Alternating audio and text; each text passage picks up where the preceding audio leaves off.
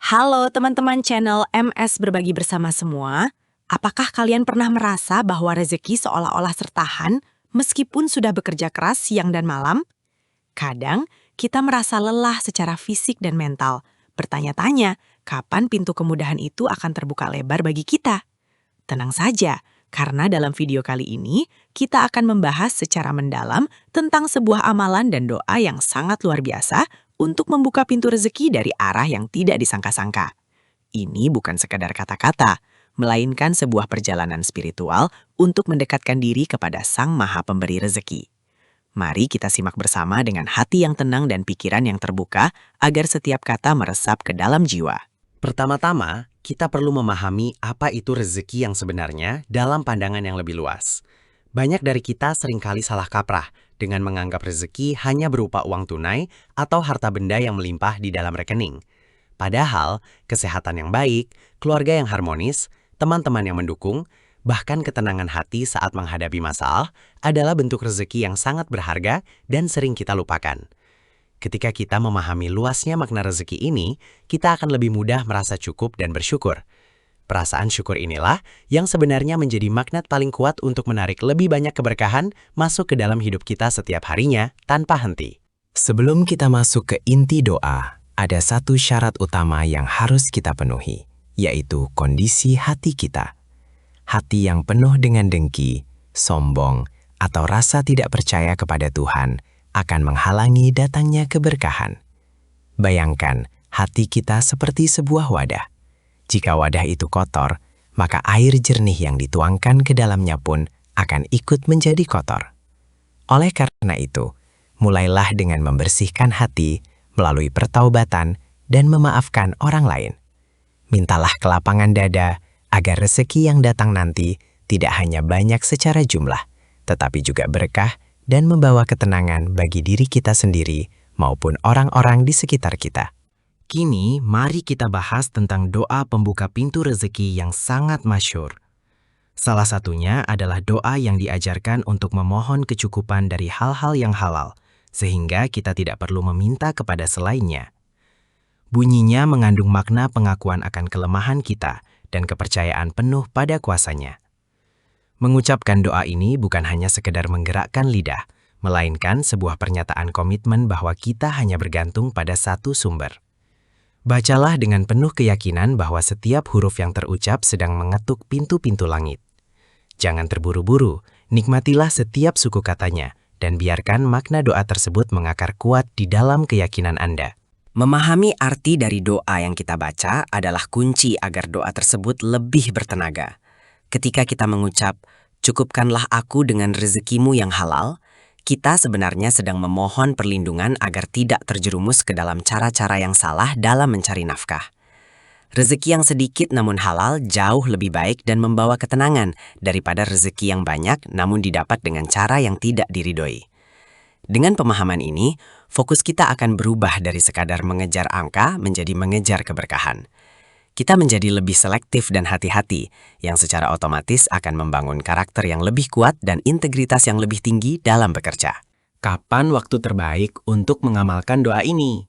Meskipun Tuhan mendengar kita setiap saat, ada waktu-waktu istimewa di mana pintu langit terbuka lebih lebar.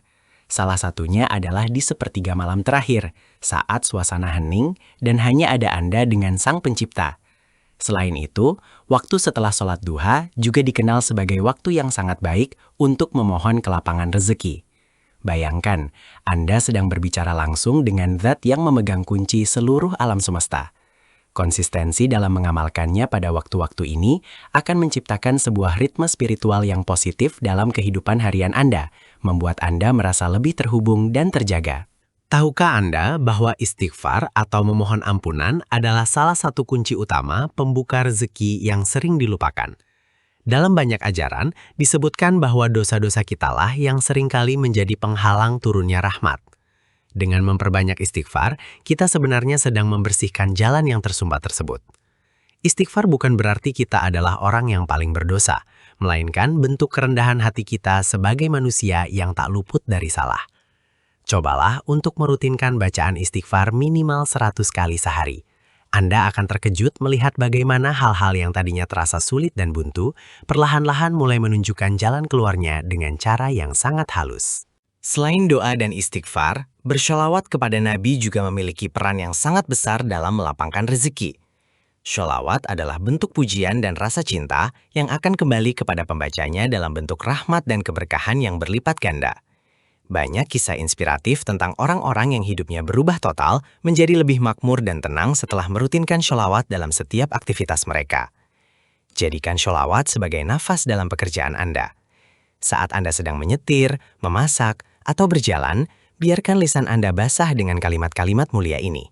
Keberkahan akan mengikuti kemanapun Anda pergi, melindungi Anda dari kerugian yang tidak perlu. Jangan lupa tentang konsep sedekah.